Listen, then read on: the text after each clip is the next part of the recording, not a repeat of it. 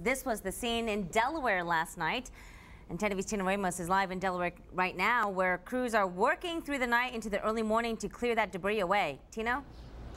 Yeah, the good news is they have the road back open again, so because this is in the downtown area, but this is part of that roof we've been showing you, and we've been promising you these exclusive pictures from high above, and I want to take you up there right now too, because these are live pictures of the building where the high winds just tore off the roof off this florist shop just off of West Winter Street, and boy, the roof came down on the ground and right on top of a car. I want to show you the end result to that too when it came down. This is the video. The damage looked like after the winds blew around 8:30 last night. It did a serious job on that roof, of course, the florist shop along Winter Street in the downtown Delaware area, but the roof also landed on that car, spread debris everywhere. Winds reached up to 50 miles per hour, and when the residents here heard it, they knew something was about to happen. We knew it was going to get bad, but I didn't think it was going to get near that bad. Stuff was blowing all over the street.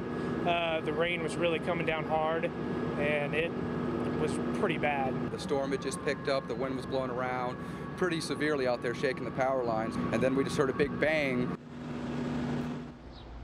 Yeah, and that big bang was part of the roof that was coming down from the business that was here behind me. Again, you can see in the street behind me, everything is back open again. That's the good news, but there's going to be a little bit of cleanup in that florist shop. We noticed there were tarps in the building there covering up some of their displays in there. So right now, just trying to make a little bit of recovery, but the good news, looks like the damage was basically isolated right to this area. In Delaware, Tino Ramos, 10 TV News.